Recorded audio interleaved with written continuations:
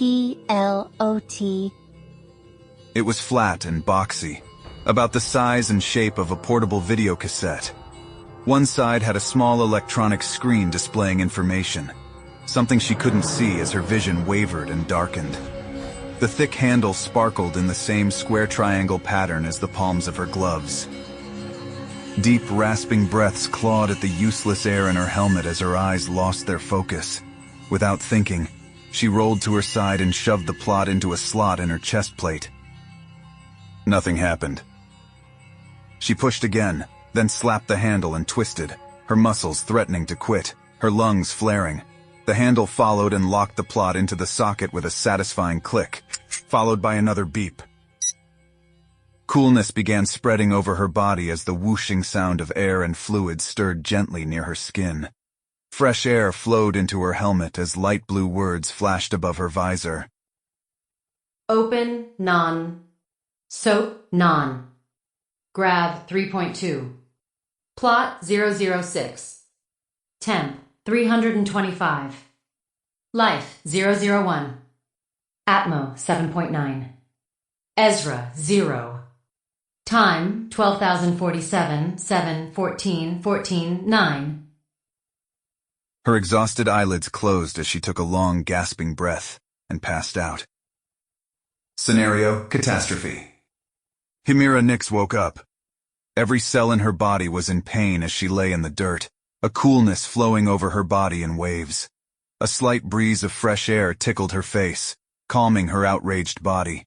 Gray dust pressed against her visor, the darkness a relief from the oppressive flames above. As her eyes fluttered in the renewed oxygen, Himira could hear the box on her back working hard. Small clicks, whirring, hissing air, and gurgling water being pushed through small tubes and permeable fabrics. The mechanized exchange of inputs and outputs, hot and cold, taken and expelled. The vague idea came back to her with a sharp stabbing in her head. Life support! Clicking filled her helmet as new words appeared in a tiny display along the edge of her visor, slightly obscured behind her deeply yellow hair as it pushed in around the edges. One display read, Suit overlay actuated protection. Auto deploy active. Another click, and her attention was pulled back to a different side display. Open, non. Soap, yes. Grav 3.2. Plot 005. Temp 328. Life 032. Atmo 7.8. Ezra 046. Time 12,047, 7, 14, 14, 13. The sound escaped her lips involuntarily as her emergency spacesuit constricted.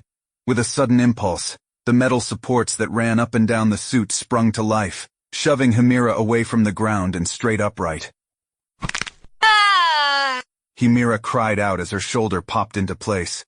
The world turned fuzzy and spun as it exploded into a shower of sparks. An incredible pain shot through her injured shoulder as a wave of nausea flooded through her guts.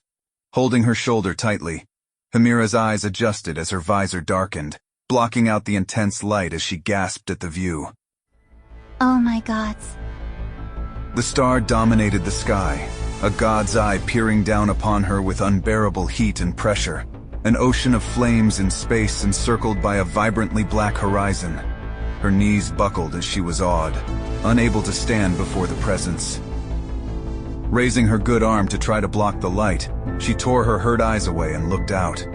The long valley was lined with translucent stone mountains. The valley itself was thick, with tall, pillar-like trees that floated blue ribbons into the oppressive atmosphere. Tree-dotted hills moved slowly in the distance, a low rumbling and high-pitched squeaking between them. One hill was crawling up the side of a mountain. More clouds roiled off on the horizon, growing ominously darker, and something else was flying around in the sky, wiggling through the atmosphere, the sudden shadow overhead vanishing among the thickening clouds. Himira's slack jaw mumbled on its own accord. Where in the God's hell am I? Help! Help! Help! Chunks of twisted metal, glowing hot around the edges. Padded seats tossed like discarded toys. some broken in half. The synthetic fabric and padding melted and charred. Boxes and containers scattered, their contents spilled and shriveled in the intense heat. All the evidence of familiar human constructs were melting and burning in front of her. Himira closed her eyes in an attempt to keep the existential panic from overtaking her. With the visuals shut out, her attention was yanked to the small speakers jammed against her ears, the tinny cacophony of a living alien world invading the most private places inside of her. The soft thud of her backside hitting the dirt hardly registered in her awareness. She was overcome with the whooshing of air around her, sharp clicking noises from the nearby trees, dangerous cawing above her, and something else, a whining, barking sound. Something in pain, a wild alien cry for rescue. Himira slammed her hands on the sides of her helmet, but the sound insisted, demanding her attention. For all the feral exigency that threatened to end her fragile emotional state right there in the dirt, the painful yipping pushed past her defenses, calling to her, driving her forward. Keeping her eyes downcast, she scanned the wreckage once more, trying to locate the sound, unconsciously grateful for the sudden purpose in her life. I'm here, I'm coming, where are you? She breathed the words to herself, the sound bouncing back hot and dry from the thick glass in front of her face. Her glove gripped the edge of a dented cargo box, but as she tried to pull herself up, the box flipped, sending a long, thin pipe flying into the air. It stuck upright as it landed in the gray, dusty soil, shining brightly in the intense light.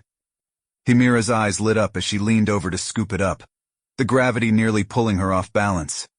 There was a beep as her gloves made contact with the metal studs that dotted the tube.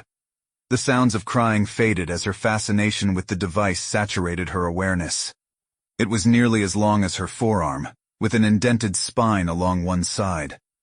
One end of the cylinder was an intense series of small lenses with an elevated ring of small magnets. On the other end of the tube was a simple hooked ball. The tube itself had a large red button with two knobs on one side, with only a small switch on the other. I know what this is. She breathed to herself as she examined the cylinder, tilting to read her forearm display. Radiation-assisted magnetic array. P782 D12. The big red button was too tempting. Himira yipped as a brilliant beam blasted out of the lenses, carving a fiery line in the dusty soil as she stumbled backward. The line followed her fall, carving an almost molten line along a chunk of steel wall. Releasing her grip as she nearly fell, Himira's heart was throbbing, her breathing ragged and dry as her head spun again, the world threatening to go dark. She recovered enough to look at the device again, whispering to herself. Yeah, it's a Rama. It's a beam cutter, and a... Her gaze followed the tube down to the other side, her thumb reaching the small switch faster than the part of her brain that made good decisions. The tube extended at a shocking speed as the hard-hooked ball slammed into her gut, the force of which caused the Rama to pop out of her hand and land in a puff of dust 2 meters away. Owie! Himira rubbed her stomach tenderly as she shuffled towards the device. A pry bar nearly as long as she was tall lay on the fluffy, gritty ground. She reached for it as she bent forward, but the pull of gravity was too much. She stumbled forward helmet first, collapsing in exhaustion. Shuffling around, Himira managed to get her knees under her as she grabbed the device. Clicking the switch to retract the extension, the knowledge came flooding back. This was a standard maintenance tool to maintain something. Mental hands grasped for more information in the darkness of her mind, when a sudden movement caught her eye, something struggling under some melting wreckage, wriggling and crying, the source of the cries of pain. Himira hastily crammed the Rama into a half-open leg pouch as she shuffled forward, getting her heavy boots back under her, unconsciously gripping her injured shoulder. I'm sorry, I'm here, just let me... Wrapping gloved fingers around the hot, jagged edges of what appeared to be some sort of cockpit console, Himira began lifting with her good arm, only to stop and step back, smacking her visor. Use the tools! The rod shot out again,